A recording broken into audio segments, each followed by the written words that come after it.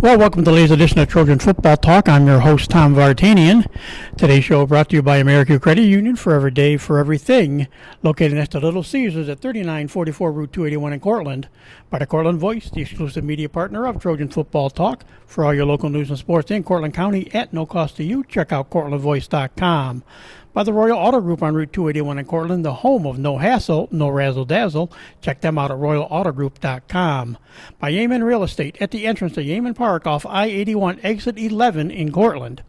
By DJ Philly C. Make your wedding, party, or event extra special with the best DJ in the area. Contact DJ Philly C at 607-745-4346.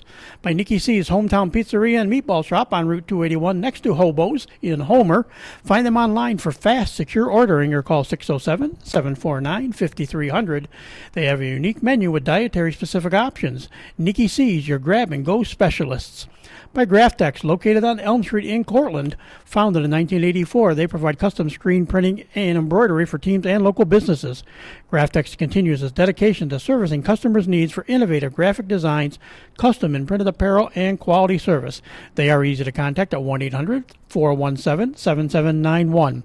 By Seven Valley Agency at 18 Tompkins Street in Cortland for all your personalized insurance services. Give them a call at 607-753-1821 or check them out online at sevenvalleyagency.com. Seven Valley Agency, where your money matters, our advice counts. By Isaac Merker Studio, handling all your photographic needs in Central New York since 1982 at 74 Hamlin Street in Cortland. Give them a call at 607-756-0849 or check them out online at isaacmerker.com or on their Facebook page. By M&D Deli, located on Central Ave in Cortland, open Monday through Friday from 7 a.m. to 3 p.m. M&D has breakfast sandwiches, bakery items, and daily lunch specials. They are also available for catering. Check out their Facebook page for more information. Stop by or call 607-753-2GO, 753-8646. And look for their new food truck coming in the spring of 2022. By Crop Growers LLP, the first choice in crop insurance located in Homer. Contact Casey Slade at 607-591-2460 for more information. And by the First National Bank of Dryden, 12 South Main Street in Homer. Safe, secure, and locally owned for all your banking needs. For more information, stop by or call 607-662-4179 or check them out on Facebook at drydenbank.com. Well, a lot of you are, of course, tuning into this episode, and you're expecting this to be the West Hill post-game show. Well, if you heard our previous podcast, there was no West Hill game, and we're taping this still before Friday. We're taping it the day before Friday, but the odds are looking slimmer and slimmer that there will be a game. So I said, well, I get a chance to sneak in a profile of a former player again, and we just happened to run across each other in the street one day in Homer, and so I said, yeah, why not? He's the perfect guy to get on here at this time. And so joining us on today's show will be Nick Caruso from the exciting classes of 2005, actually. I believe the class you played in 2003 and 2004 on the varsity side. And Yep. But Nick, I'm glad we get you on today. This will be kind of, like I said, it's kind of a surprise in the mid-season, but I think this will be this is a good time. And you were the perfect guy I thought we could get on right now. I'm glad to be here, and thanks for having me, Tom. As we said, interesting enough, we will throw it out here, even though he hasn't been able to really be at work much, and we'll get into that as well down the road here a little bit as we talk today. But also, the place he is kind of got the name for, Nicky C's, as you heard, here in Homer, that's actually for Nick Caruso, and he eventually hopes to be in there, raising heck with everybody else that's in there. Someday, hopefully, man. Working on it. But we appreciate, like you said, between George, Simon, Vinny, and you, whatever. I'm glad you're holding it down. You're a sponsor.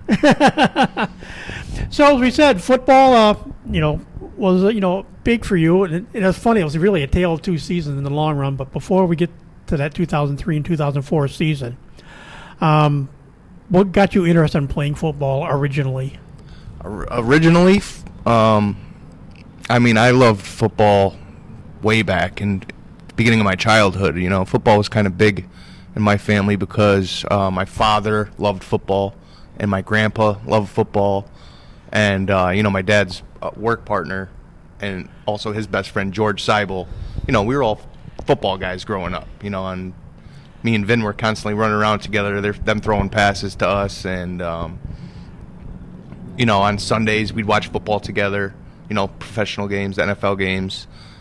Super Bowls were like another Christmas for us. We all got together and had big dinners, and the guys would smoke cigars, and we'd eat chips and chili. It was like a celebration, the Super Bowl. So football was just big before I even got into playing small fry football. I already loved it. I just loved everything about it.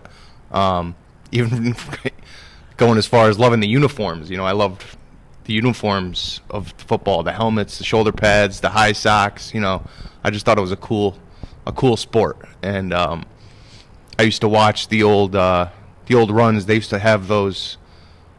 The Steve Sable, I think his name was, the Super Bowl highlights before the thing. I used to watch every single one and watch the old highlights of like Gale Sayers and O.J. Simpson with those crazy runs, Jim Brown, all those, just cool looking runs, making moves, stiff arming people. It was just fun for me to watch before I even really got into it. I just always enjoyed football growing up, so. And so, like you said, you got into small fry football. What was that like? I know it's always been fun talking to the guys that played small fry football, because some of them started out where they ended up in high school. Others started out in different positions and kind of, worked around as it was. But what were your days like?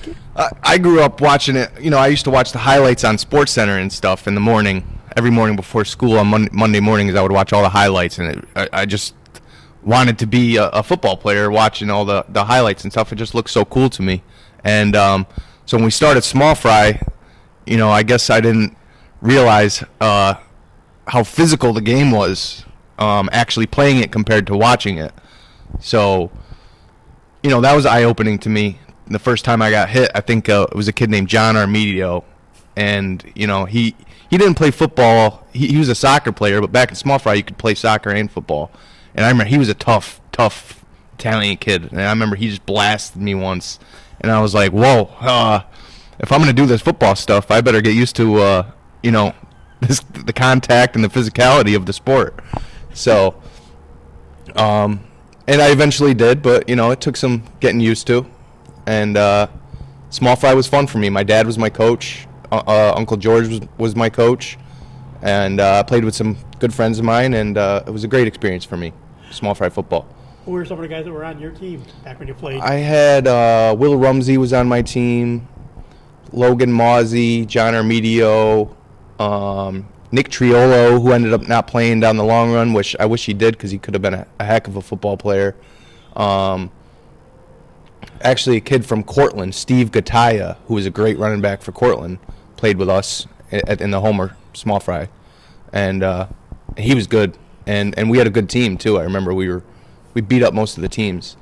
But there was always those teams that you were scared of the other players. I was scared of the other players anyway, like Billy Rayep on the Jets or Shane O'Donnell on the Jets. Those kids could just crush you. And, it was fun to, go against them and get the ball a few times and see what I could do. And, of course, like I said, we joke, you come through that era here, between Luke Sawilla and Dustin Morris and some of those guys. And, of course, some of them I know played. Others didn't. So, it's interesting just to people. But Will Rumsey, I think a lot of people talk about quarterbacks that I've talked to, talk about quarterbacks back in their time. Will Rumsey is a guy a lot of them talk about this because of what Will was able to do. Yeah. Not only just in football, but other sports. When he played for us, I don't think they had a position for him, really. And I think my dad, realizing that he was tall and he had a good arm on him, my dad put him at quarterback. And I know that Will's father still thanks my father to this day for getting him to play quarterback, and Will was pretty successful doing it in the end. He was an awesome quarterback. And so from that step, your next step, of course, is get to the modified ranks, and you didn't get the Long Island connection, unfortunately. You didn't get John Baden and Jeff Tabell, but I did get John Baden and Tabell. You did have them some? They were my coaches. Yep, both 2 years. Yeah. All right. Yeah. Next time I'm looking at the rosters now, and that's when Richie came on board. They were awesome coaches. Yeah, awesome. I've heard stories about it. I said I never got to see them, but I always remember between talking to John with baseball and Jeff for whatever sport he was involved in. at the time, just their Long Island accent and stuff. And I thought I think listening to them in one practice when they get excited at a football practice that would be interesting, to say the least. It'd be interesting. But some of the guys I've talked to, they say Baden was a tough coach. He reminded me of Vince Lombardi, the way he talked and his mannerisms and the way he moved around, and he was strict too. He was a tough guy. No lollygagging around him. He kept a sharp practice, for sure. So how were those junior high days?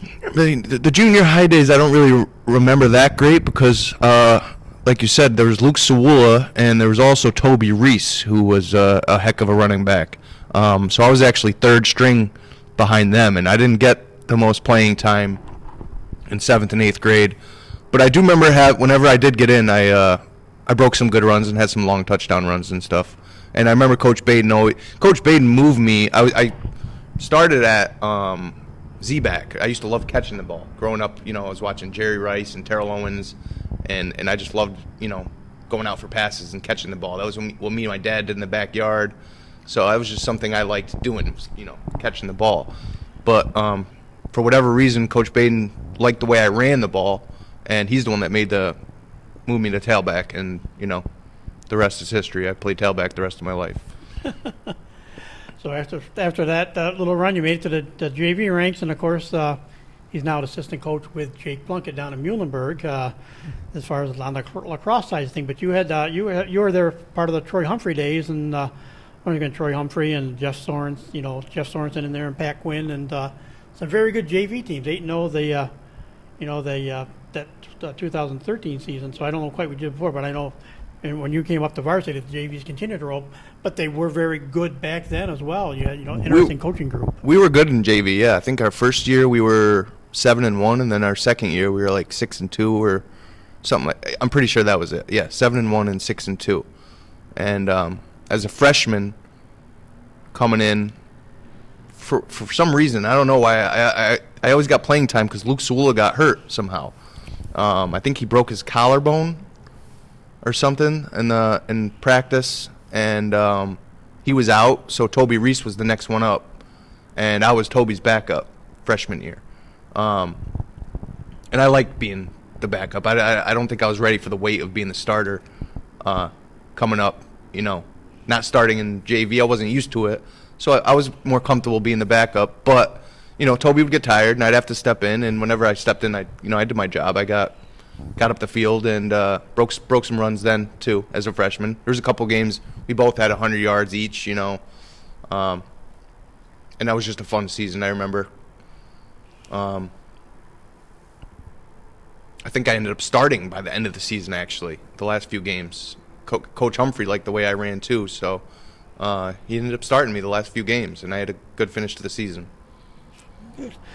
And then, as we said, 2003, your first year on Varsity, it was a interesting year, a 5-2 season and a 5-3 overall mark. And of course, you were the backup. Luke was the star running back. I mean, it was a nice season over. I mean, you lost the first game of the year to Salve, 30-16, but came back after that and ran off actually 5 straight wins, beating West Hill, Marcellus, Skinny Atlas, Jordan Elbridge, and Bishop Ludden, before falling at home to South Courtright, and then of course we'll get to the infamous Oneida game, right?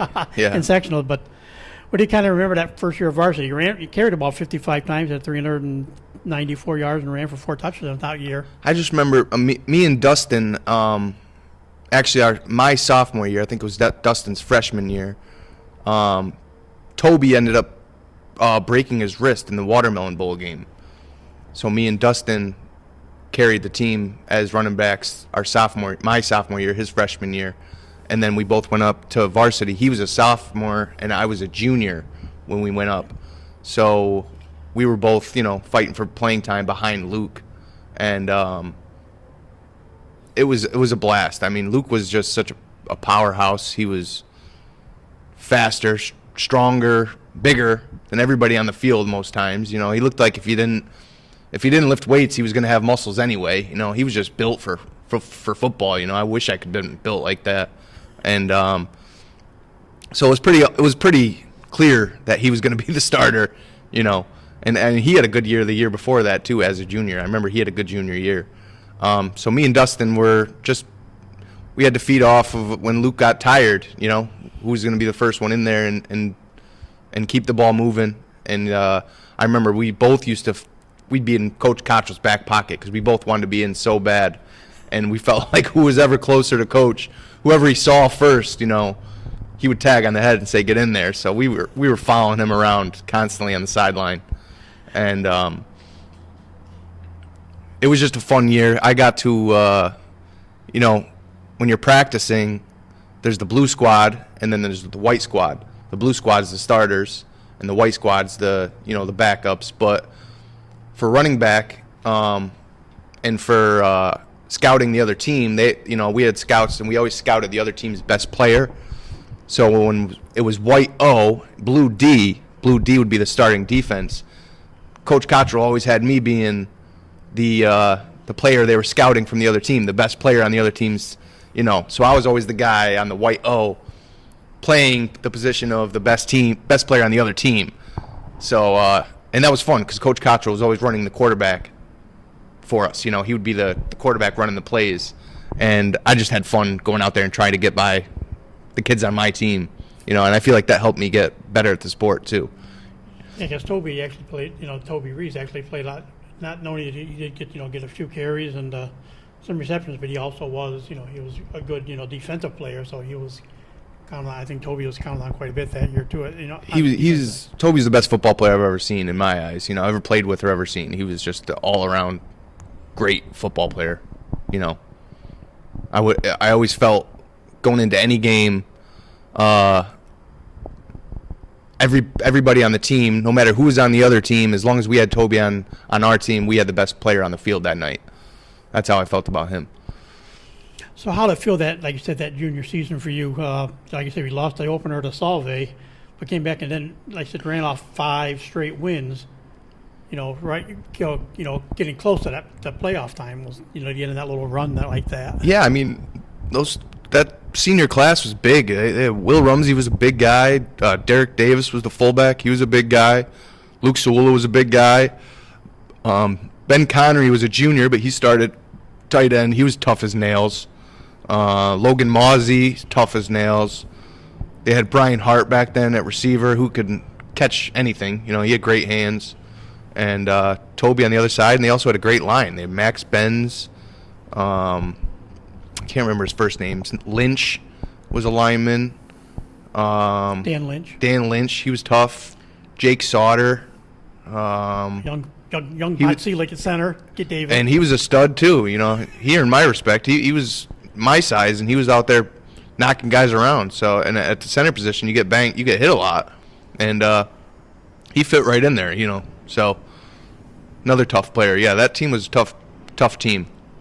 Yeah, 'cause that's what I was going to ask you. As far as those guys, when the one thing I got into a lot of, we talked about Will a lot before, and some of the I talked to Dustin actually. I'm trying to get Luke. I'll get him eventually, but one of the things we got talking about, the success of Homer has always been the development of the line every season. Like you said, we just kind of went through the starting line up there, but also like you said, you had other guys around that line that year. One of the juniors in your class was Ken McConnell. Oh, yeah, another tough player, Ken McConnell. Charles McTavish was a senior. Nate Lyon was only a sophomore then. Nate Lyon was a monster. You said Logan Malsey was a senior. John Golly was a junior. Dan Lynch a senior. Of course, David Vasilek. The one I still don't remember ever seeing him play it down, but he had some stats, so he actually must have played, but I just don't remember. But you were on, with Brian Zarnecki, and we always talk about, Brian and just, what could have been with Brian Zarnecki. The only time I got to play with Brian Zarnecki was in small fry because he was always, anytime I went, he was a year ahead of me, and anytime I got into 7th or 8th grade, he was always moving up. So I never really got to play with him because he was always constantly, moving up. I think he played varsity as a freshman, actually. He may have, yeah. I think he did. And he was a stud. He was a big kid, strong, and, it's a shame what happened to Brian because he could have been, big schools were recruiting him, and he could have been good somewhere for sure. And of course, a bunch of the juniors here like Brandon Jones, Tyler Eaton, Sean Kraft, Shane Wilson, as you said, Jake Sauter, of course, Pat McLaurin, another one of the seniors, Mac Benz, David Dunham, also seniors. Then you say like you throw the tight ends in there because they are considered linemen as much as they are receivers. You throw guys in there. You got you had, like you said, Ben Connery was there. Matt McGinnis was played some tight end as well, as did Matt Cortez, who was a junior. Matt Cortez he was tough kid. Tyler Eaton, I'm still mad at for not playing senior year. I don't remember what his reason was for not playing senior year, but he was a really good football player, really good lineman, and he played good his junior year. I don't know why he didn't play his senior year for whatever reason, but it would have been good to have him on the senior year team for sure. And we can't wrap up 2003 without talking about Oneida. It was a 1 point loss, and a lot of people said if Luke had played, maybe that would have made a difference if Luke had been able to play. But we found out after the game that Luke should have been able to play. It was just kind of misdiagnosis on him, and all of a sudden this young junior was tagged as the starting tailback, and I know Coach will say he was like, "Oh my God, were you ready really for that?" Because for a guy that he said was so nervous and everything else, you ran for 200 yards against Oneida, and your first real start for the varsity, you had a 200-yard game. I mean, I was definitely a nervous, skittish kind of player, but I always remember Jim Whidden saying, he would watch our sophomore games and stuff, whatever, on video, or if he came to the games. I was never the biggest or the strongest or the fastest guy, but he used to call me a natural. I could see the field well.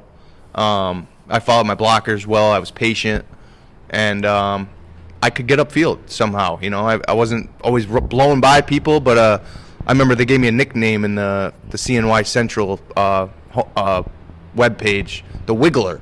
And I think that's fitting because that's how I got upfield. I would kind of wiggle my way through and get some yards that way, and sometimes break some big ones. And I was just, I was always falling forward, always getting upfield. So that Oneida game, Coach Cottrell, he really kind of kept me positive that whole week because we knew Luke was out early in the week, and we practiced with me as the starter.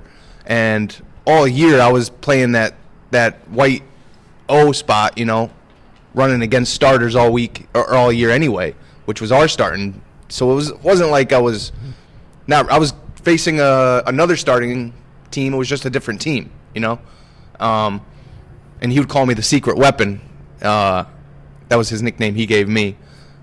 Whenever we wanted to beat up on the Blue O during our practices. So he said, "Hey man, it's nothing new. You're just playing a different team."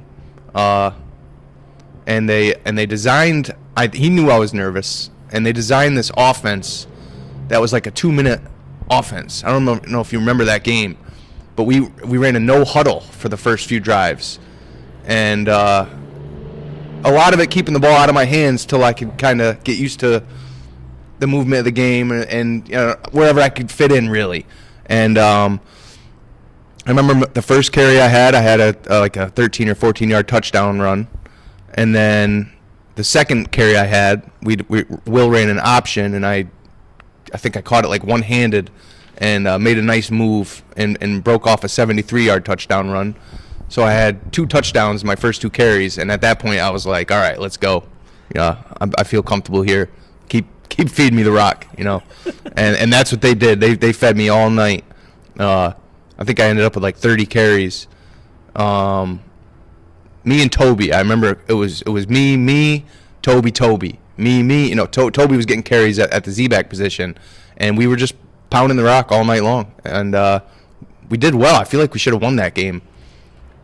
Yeah, it was a 1-point game, 29-28. So, and it was at Oneida. So, you played them, and they were good. That was a good team. And we scored a touchdown with I scored a touchdown in the fourth quarter with probably like 4 minutes left, which made it 29-28, and we ran a pass play for the 2-point conversion. I wish we gave me the ball to try to pound it in, but we ran a pass play that was actually a good play. It was a play action, and it looked like they fell for it. Ryan DuBois was open in the corner of the end zone. Will lofted it up to him. It was a perfect pass. It looked like it was like a no-brainer, like he was going to catch it. I was almost celebrating while the ball was in the air, and a guy from Oneida just jumped out, got like maybe 3 fingers on it, and knocked it down, and saved them the the game, because at that point it would have been us up 30-29, and that kid just made a great play and held us back from winning that game, and that was really upsetting.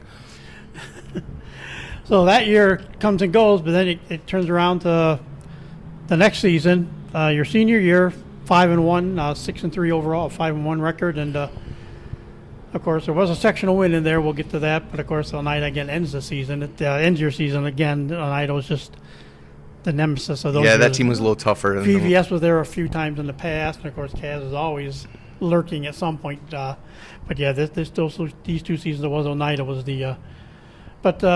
This was the year Derek Hartner was expected to be the senior starter, and he played some. He played a good amount of time. But actually you snuck in a 1-for-1 passing for a 10-yard gain as well. It was actually a touchdown pass to Toby that got called back for. It was a 48 pitch pass, so they pitched it to me on a 48 sweep, and I acted like I was running. And I actually came up throwing, and I hit Toby, and he broke a few beautiful moves and tackles and ran the whole distance of the field for a touchdown.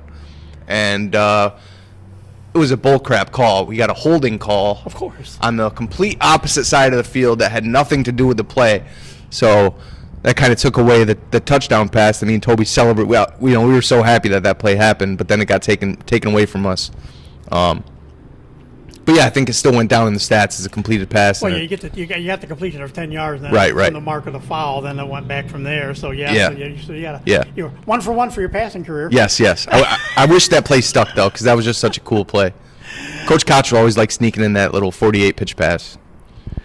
And of course, you led the team that year. You were the feature back, 187 carries for the year, 1,126 yards, 4 touchdowns. Dustin actually ends up getting 6 touchdowns. Toby Reese had 3 touchdowns. Dustin was number 2 behind you, 58 carries, 380 yards. And he was only a junior, but he was already making his mark as a potential fullback down the road, because I know his senior he was devastating as a fullback. But Brian McDermott in the backfield. Brian McDermott was unbelievable. He could have played any position. He could have played running back too, but I think he was too skilled at other things to just put him at tailback, because tailback gets the ball and runs the ball. And he was just too good to just be doing that, because he could really hit you hard. He could catch the ball out of the backfield. He was a great blocker. He had everything. He was just an all-around great football player. But again, Derek Hartnett, the quarterback, completed 50% of his passes, 49 of 89 for a 564 yards, which is about an average throwing year for Homer, because they just don't throw the ball much with the way the team runs. He was undersized, but he threw a great ball. Tight spiral. And very smart, knew the game really well. I was comfortable with him being the quarterback. He did a good job for us. He was an athlete for sure.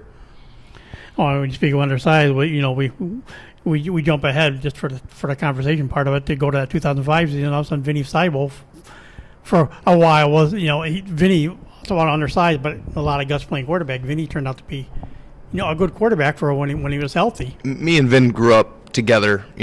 Going to the pizza shops with our dads, and that we were always playing football with each other or whatever. And I always, we talk about it to this day. I always just I never took it easy on him, And I had a big brother who was always beating up on us. So I think playing varsity football was nothing compared to what he was used to growing up. I think football was easy for him.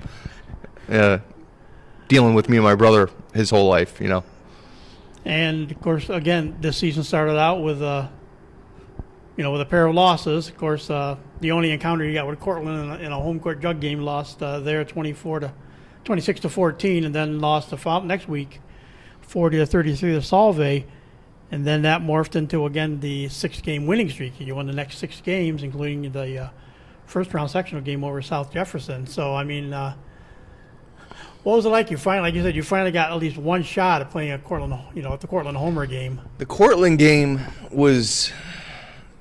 I still regret not doing my summer lifts that summer, because me and Toby used to work out at our house with Nick, who ended up not playing football, but we used to always work out on our own. So we thought we were getting in shape, but I guess it wasn't about that. Coach Patsilik was trying to push, this is a team sport. You got to work out with the team. and if you don't, you're not going to play. And me and Toby, we didn't have enough lifting credits that year to start against Cortland, so coach actually benched us for the first half, and Dustin got to start. And so it was me, Toby, Jake Sauter, who were, we're all good football players, but we were stupid for not going to the darn lifting things. We should have been trying to beat everybody else, and instead we were, doing our own thing or playing basketball or doing something else, when we should have been, striving for greatness on the football field with our team, trying to get better that way.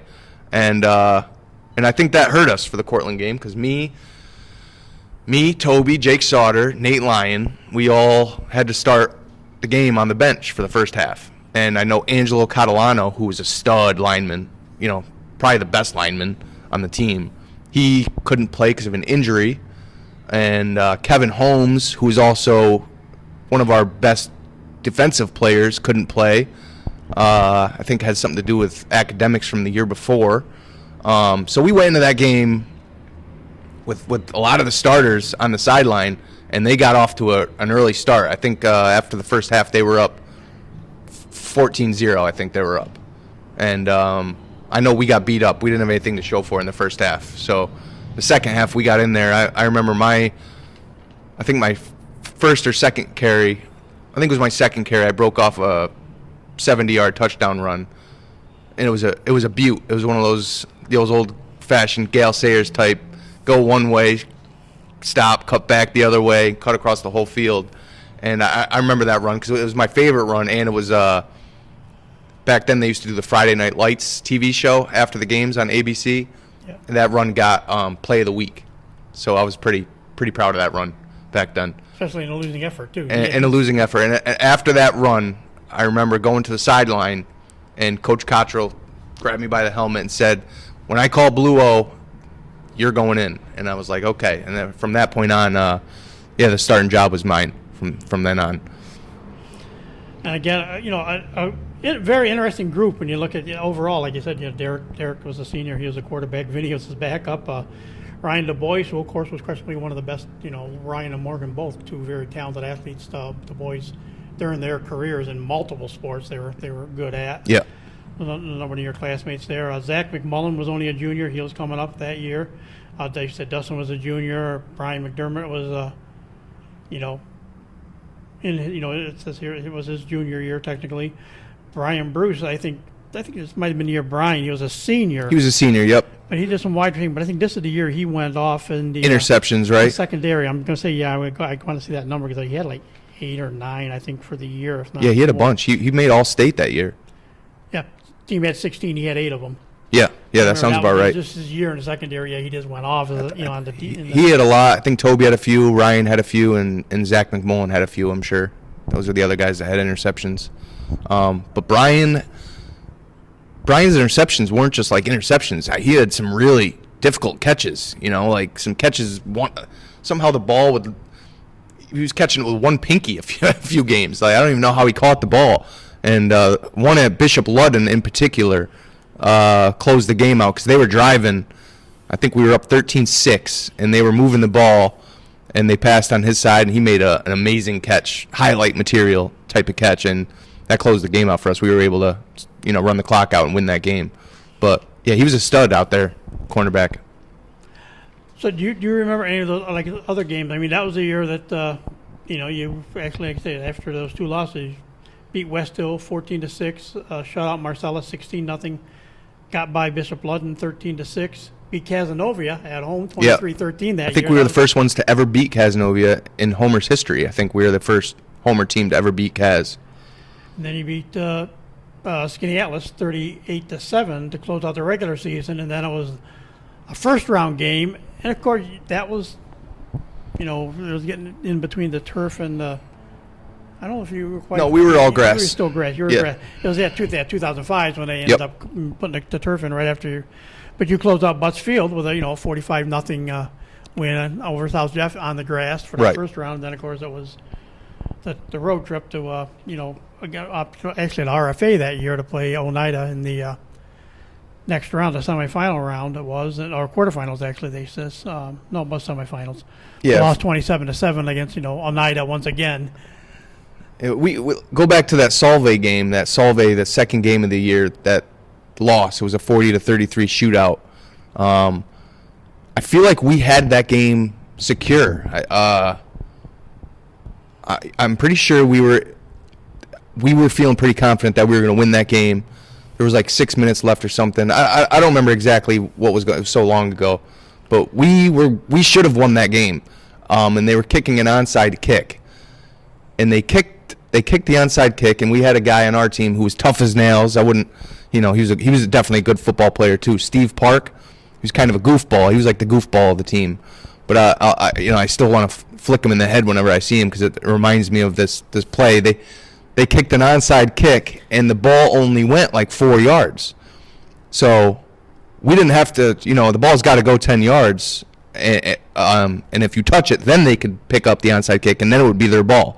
But if the ball doesn't go 10 yards, it would be automatically our ball. So they kicked this onside kick that only went about 4 or 5 yards.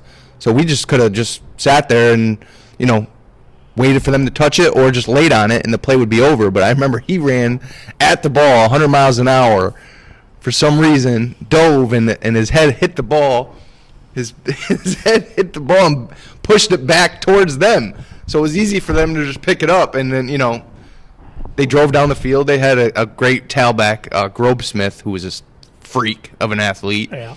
And they drove down the field and scored a game-winning touchdown. And that's how we lost that game. But we should have won. That should have been ours. Yeah, and that was unusual for Solvay games. 40-33. Usually Solvay games were defensive, 12 to 6 games, 6-0 games. They were usually very close and very low scoring all the time. Yeah, so that was one of those outlier games. I remember that game. They were running up and down the field scoring, and then we'd get the ball and we'd run up the field and score on them. It was kind of back and forth. I think me, Toby, and Dustin had a good game that game. All three of us pounded the rock pretty solid. Did you know at that time, like I said, Dustin, for a kid who had to battle knee injuries, bad knees his whole career, to have the career he ended up, having, especially that senior season where he went for over, 2,000 yards just his senior season alone. Did you see what kind of runner he was going to be, though, playing with him like he was those 2 years? I mean, I grew up with – the first time I ever met Dustin was in second grade in the back of the elementary school playing football. So, I was a fast guy, and I was playing him, and he was a fast guy. And, I noticed from then this kid's a good football player. And then we played small fry together, and he was on the Jets, and I was the Trojans, and he was a problem for everybody. He was always – I knew he was going to be great. He was always a good running back. He was good with the ball in his hands. I think sophomore year for both of us, when we both started alongside each other, was a learning experience for both of us because football is a team sport. And I think that year that opened our eyes because we might have been a little selfish. And Coach Humphrey and Coach Sorensen humbled us. Because I remember there'd be some time, like I started the season sophomore year. And, if I didn't think the blockers were doing their job or something, I would get on the linemen, and be vocal, not in a good way. I'd kind of be putting them down. And coaches didn't like that. So I remember they actually benched me for a game and started Dustin. And so I probably started 2 games, and then, that incident happened where I was probably yelling at the lineman. Probably shouldn't have been doing that, and Coach Humphrey benched me. And Dustin came in, and he started a few games. But I remember, he never really had issues with yelling at the lineman or anything like that. But he had, he would just get so mad at himself if he made a mistake. It would almost take his head away from the game. His body language didn't look good. He would just look like so mad if he did something wrong. And I remember the coaches didn't like that either. It was almost equal to me putting down the linemen. So I remember I started a few games, and Dustin started a few games, and then I started a few games because it was just going back and forth. But we always were successful. It was just, who's going to get the start that week. And doing what the coach asked of us.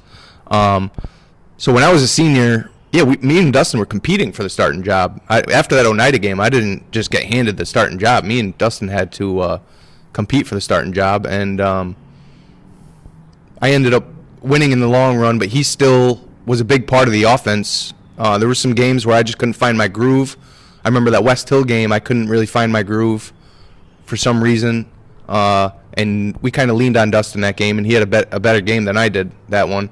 I think the juniors overall helped us win that game. I remember Zach McMullen had a fumble recovery return for like 40-yard touchdown. I think Dustin had the only other touchdown. And then it was like 4th and goal. West Hill was going in to score a touchdown to tie it up. And Angelo Catalano made a beautiful tackle, loud. You could hear it from the sideline. He just stuck some kid tailback. It was 4th and 1, and the kid was going for the 1 yard, and Angelo stuck him. And we ended up winning that game. So we relied on the juniors a lot that game. And when you look at tight ends again, Ben Connery that was his senior year. He was the starting tight end, but you also had a few other guys that could pop in there if needed. Dustin Ward was a junior. They had Chad Hall. He was a junior that could stick in there once in a while. Actually, though he played a lot more line, he was listed as a tight end at times. John Williams, though he became more of a he was a tough kid. He could lift a lot of weights. I remember he was strong.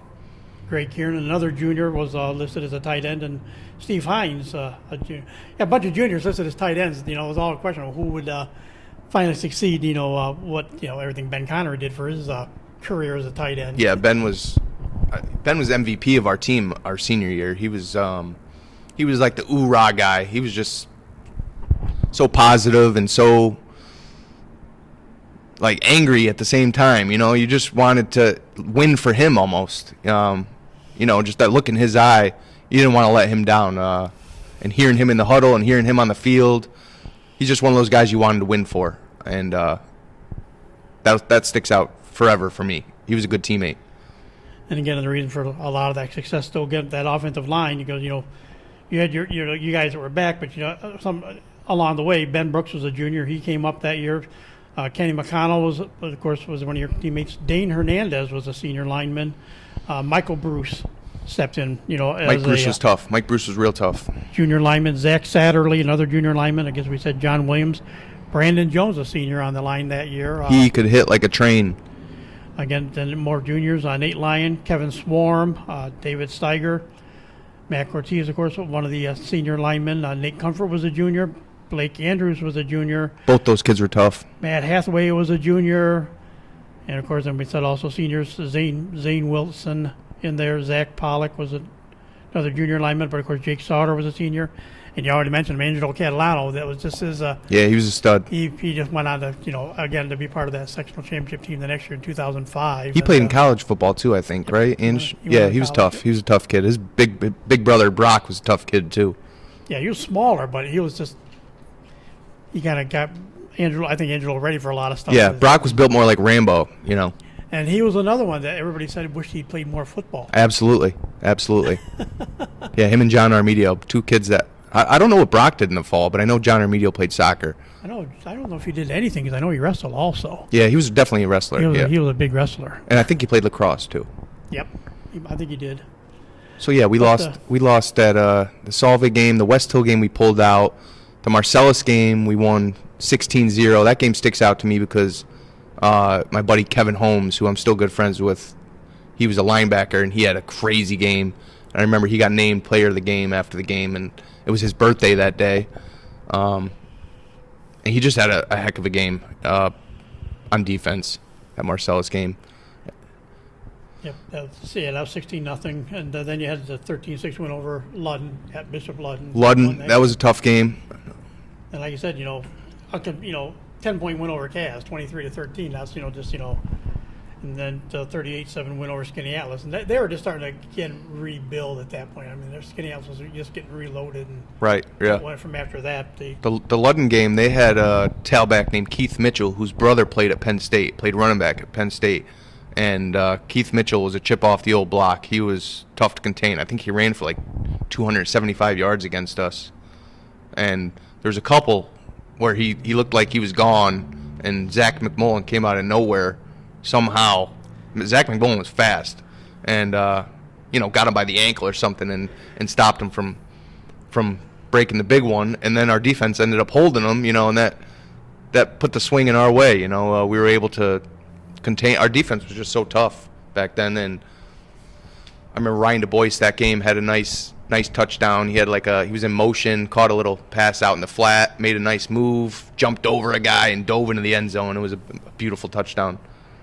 Ryan Du Bois had that game.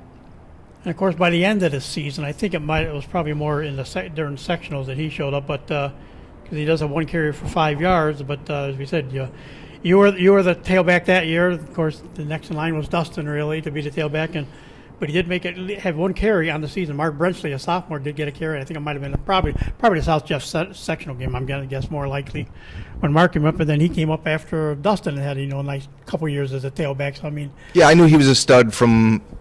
He used to play with. I was best friends with Toby, and Toby's little brother KJ used to play with Brenchley. So we used to go to some of their small fry games, and Brenchley was always fun to watch. So we knew he was going to be a stud going forward.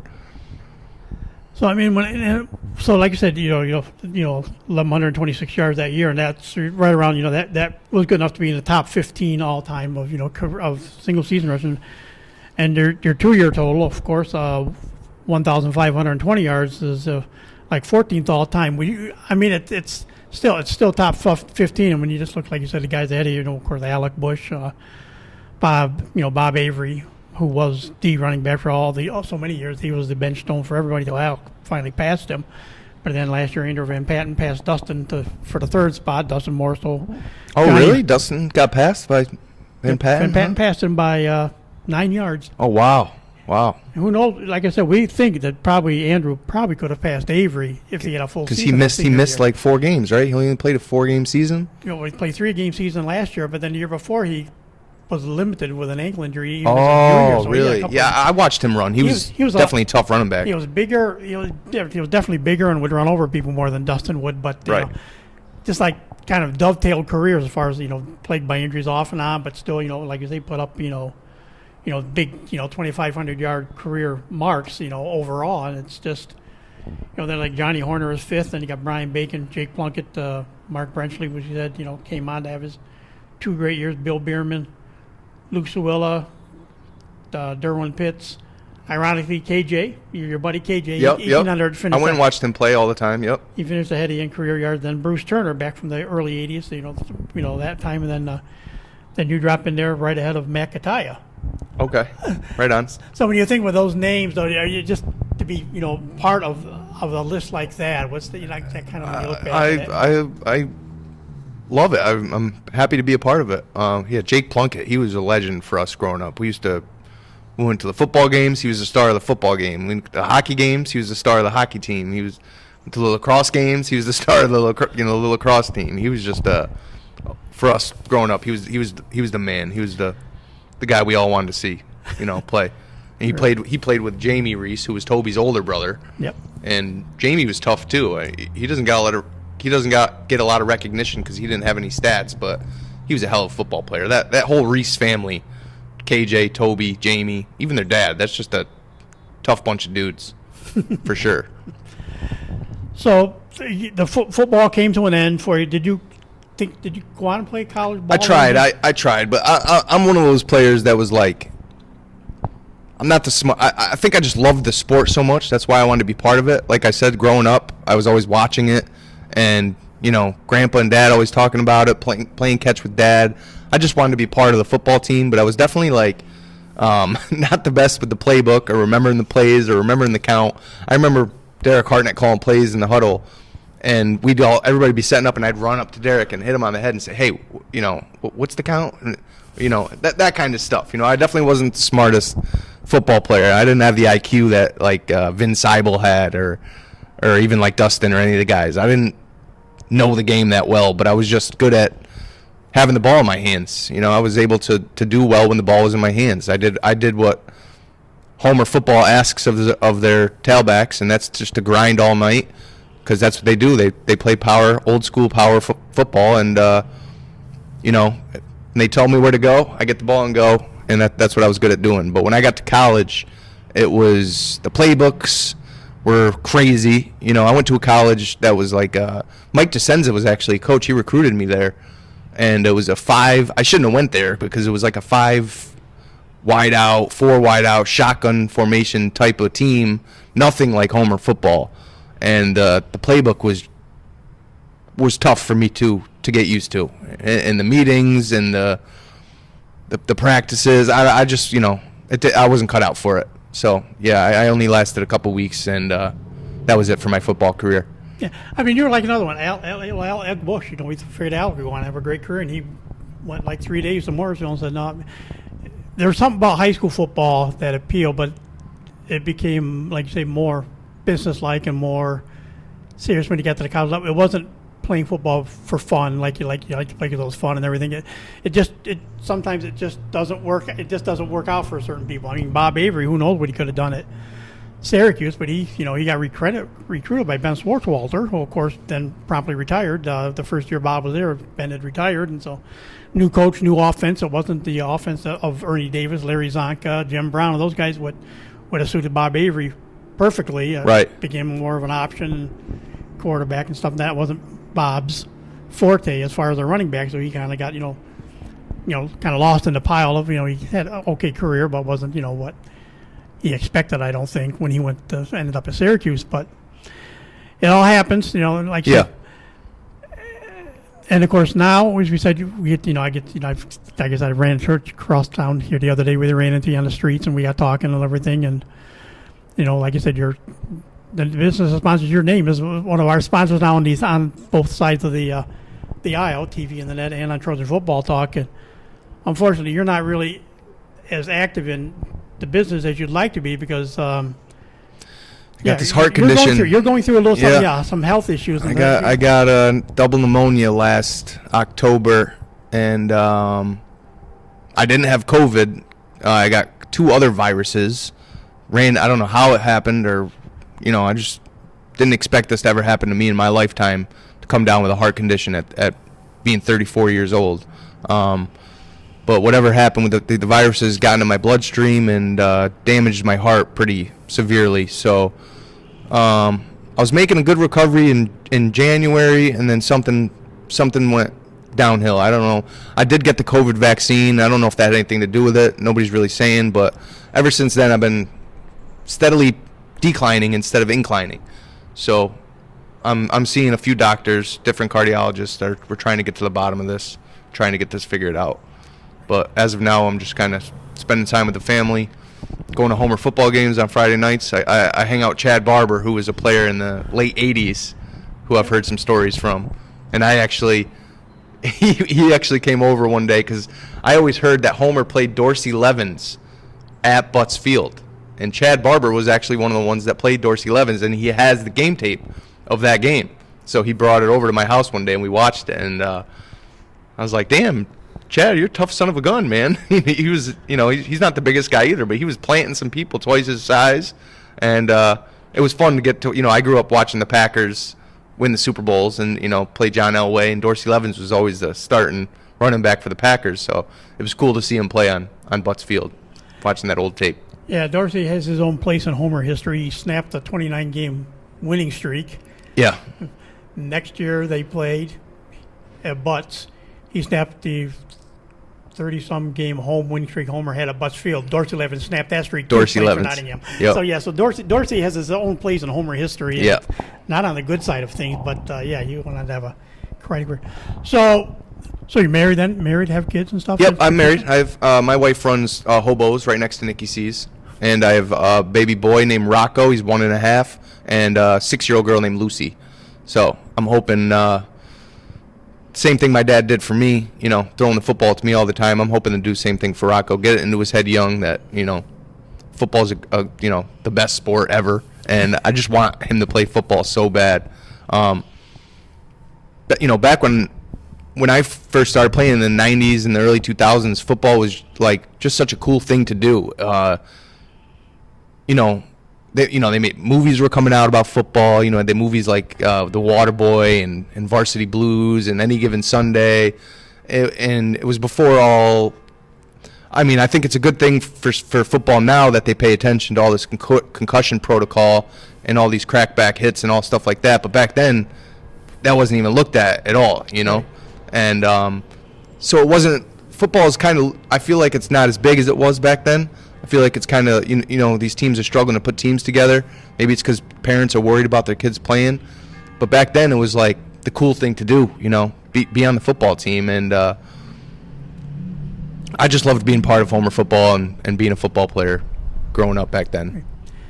And like you said, hopefully you'll be able to, do everything with Rocco that, you did when you were little coming up. And like you said, with a heart condition, does that bother you that maybe I can't do quite as much with him possibly that I was able to do when I was younger? But, you still hope that he plays and goes on, but maybe you're not going to be able to be quite as active with him. It bothers me every day, but I'm hoping to resolve this problem and get to the bottom of it and hopefully get back to the way I used to be.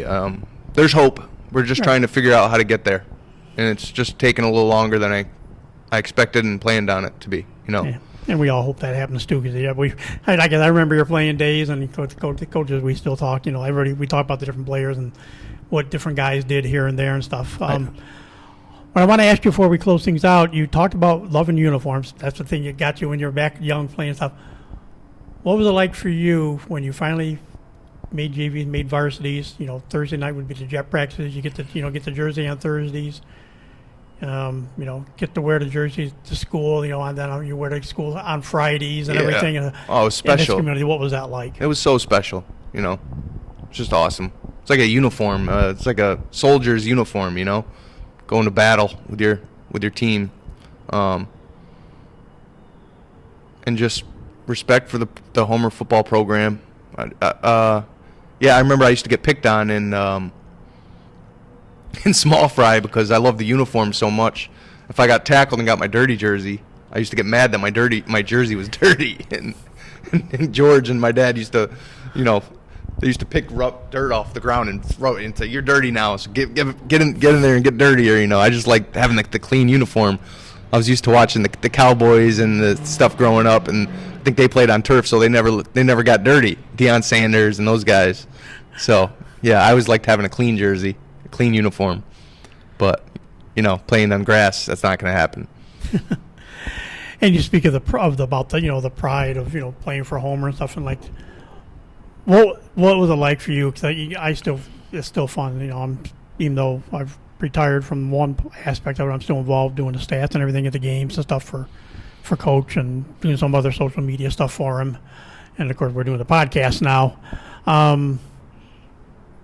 The crowds, the Homer community, whether it's Buttsfield on a Friday night with a pretty good sized full house, but going on the road with a lot of times where there's almost as many fans from Homer as there are from the visiting team. What's this like being football and being a part of football in this community of Homer? It's one of the best feelings in the world. I remember I used to go out to dinner as a high school football player, and people I didn't even really know would come up to me while I was at dinner. I don't even know how they knew who I was, and I wore a helmet during football games. I don't even know how these people knew who I was, and they would come up and say, "Hey, great game. You played good," and it happened all the time, So that was pretty cool feeling having that happen back then, for sure.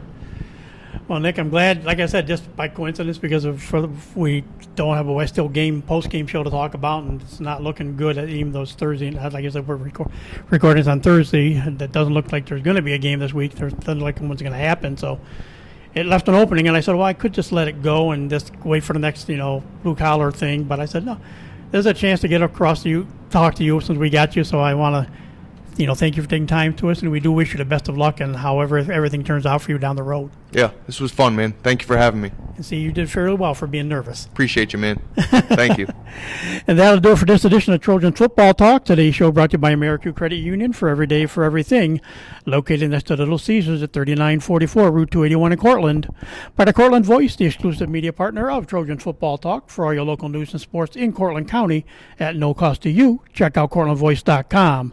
By the Royal Auto Group on Route 281 in Cortland, the home of no hassle, no razzle-dazzle. Check them out at RoyalAutoGroup.com. By Yemen Real Estate at the entrance to Yemen Park off I-81, exit 11 in Cortland. By DJ Philly C. Make your wedding, party, or event extra special with the best DJ in the area. Contact DJ Philly C at 607-745-4346. By Nikki C's Hometown Pizzeria and Meatball Shop on Route 281 next to Hobo's in Homer. Find them online for fast, secure ordering or call 607-749-5300. They have a unique menu with dietary-specific options. Nikki C's your grab-and-go specialists. By Graftex, located on Elm Street in Cortland. Founded in 1984, they provide custom screen printing and embroidery for teams and local businesses. Graftex continues its dedication to servicing customers' needs for innovative graphic designs, custom and printed apparel, and quality service.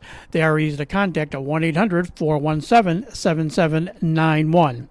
By Seven Valley Agency at 18 Tompkins Street in Cortland for all your personalized insurance services. Give them a call at 607-753-1821 or check them out online at sevenvalleyagency.com.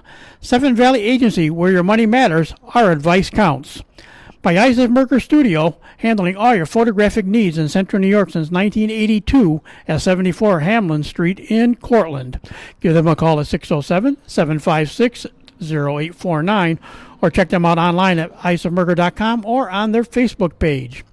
By M&D Deli, located on Central Ave in Cortland, open 7 days, open Monday through Friday, I should say, from 7 a.m. till 3 p.m.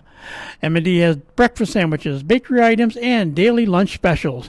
They are also available for catering. Check out their Facebook page for more information, stop by, or call 607-753-TO-GO, 753 that is, 8646. Look for their new food truck coming in the spring of 2022. By Crop Growers LLP, the first choice in crop insurance located in Homer. Contact KC Slade at 607-591-2460 for more information. And by the First National Bank of Dryden, 12 South Main Street in Homer. They are safe, secure, and locally owned for all your banking needs. For more information, stop by, call 607-662-4179, or check them out online at drydenbank.com. So for my guest, Nick Caruso, and yours truly, Tom Vartanian, thank you for listening, and we'll talk to you again soon.